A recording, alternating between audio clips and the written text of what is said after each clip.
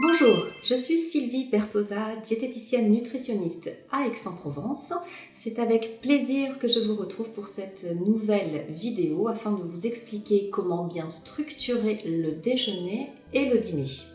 Dans ma précédente vidéo, je vous expliquais deux alternatives de petit déjeuner pour bien démarrer la journée et surtout éviter les pulsions alimentaires de fin de journée.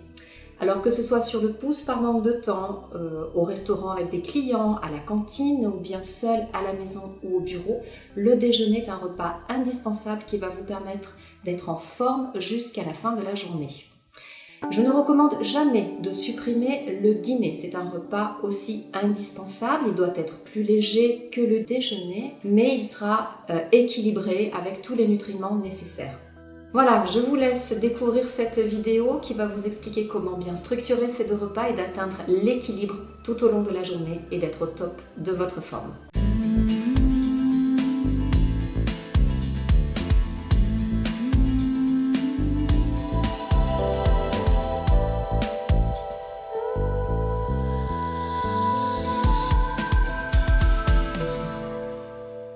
La remarque la plus fréquente de mes clients est « je ne sais pas comment bien m'alimenter tous les jours.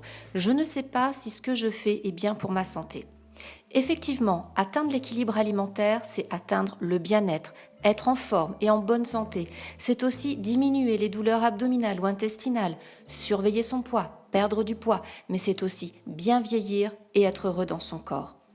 Atteindre l'équilibre alimentaire, c'est répartir correctement ses aliments sur les 3 repas quotidiens.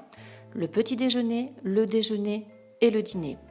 1 ou 2 collations peuvent être mises en place selon vos horaires de travail ou votre appétit.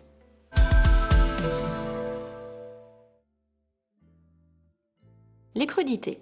J'attire l'attention sur l'importance de consommer des aliments crus, indispensables pour optimiser notre état de santé et faciliter l'élimination des toxines. Les protéines. Il existe 2 possibilités de protéines, les protéines animales et les protéines végétales. Les féculents. Ils ne font pas grossir, ils permettent à l'organisme de tenir tout au long de la journée et d'éviter les pulsions alimentaires. Les légumes. Ils sont à manger à volonté. Les légumes cuits sont ce qu'on appelle les cuidités, à l'inverse des crudités. Ils sont à consommer midi et soir. Les produits laitiers.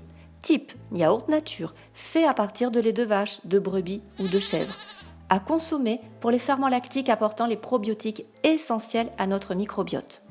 Je rappelle que le lactose présent dans le yaourt est digéré par les ferments lactiques et ne pose pas de problème aux personnes qui ne le tolèrent pas. Le yaourt peut être remplacé par un fromage réalisé à partir de lait de vache, de chèvre ou de brebis. Le fromage est donc une bonne alternative pour les intolérants au lactose. Important, une seule portion de fromage par jour. Les fruits frais de saison.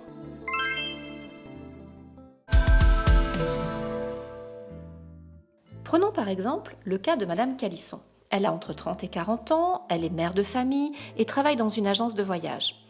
Elle a quelques kilos en trop. Son déjeuner. Il est midi. Madame Calisson a préparé sa lunchbox la veille et elle a apporté des carottes râpées, 2 tranches de jambon et des légumes vapeur ainsi qu'un yaourt aux fruits.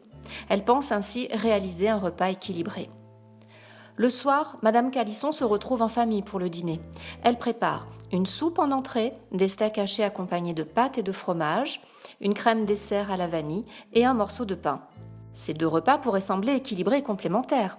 En effet, elle pense bien faire en mangeant léger le midi, privilégiant les légumes et ne mangeant aucun féculent, mais lorsqu'elle va rentrer chez elle le soir, elle sera affamée et elle va donc réaliser un repas beaucoup plus copieux pour toute la famille. Elle va même craquer dès qu'elle va rentrer à la maison et manger un bout de fromage sur le pouce. Qui d'entre vous n'a pas connu ce genre de situation, rentrer du travail et se ruer sur le frigo ? Mes conseils et mes recommandations de diététicienne. Je constate l'absence de féculents le midi, parce qu'on croit à tort que les féculents font grossir. Non, ils ne font pas grossir, c'est le carburant de notre organisme. On préférera toutefois des féculents index glycémique bas et les légumes secs. De plus, je constate l'absence de fruits aux 2 repas. Le fruit fait partie aussi de l'équilibre alimentaire. Madame Calisson pourrait prendre un fruit vers 16h ou 17h avant de rentrer chez elle et ainsi d'éviter de manger n'importe quoi en arrivant. La prise de poids arrive fréquemment quand nos repas sont déséquilibrés. Voici comment Madame Calisson aurait pu préparer 2 repas équilibrés. Au déjeuner, au bureau, elle mangera en entrée des crudités, puis de la viande, du poisson ou des œufs, des féculents associés à des légumes, un yaourt et un fruit. Au dîner à la maison, en famille, elle mangera à nouveau des crudités, de la viande, du poisson ou des œufs, des légumes, un morceau de pain, une portion de fromage et un fruit. Il n'y aura pas de féculents le soir. Voici donc la structure des 2 repas équilibrés, le déjeuner et le dîner. Il y a 2 variantes possibles. Viande, poisson et œufs, c'est-à-dire les protéines, peuvent être soit toutes consommées le midi, soit on les répartit entre le midi et le soir, en fonction de son activité et de son envie. Les céréales ou légumes secs seront de préférence pris au déjeuner. Les légumes, par contre, seront à volonté midi et soir. Le soir, ils seront indispensables. C'est avec votre diététicienne que vous allez mettre en place des rations sur mesure en fonction de vos besoins et de vos habitudes alimentaires. La quantité de féculents, de pain et de protéines sera fonction de votre activité physique, de votre âge et de votre métabolisme de base. Pour déterminer également la quantité de lipides à utiliser lors de chaque repas.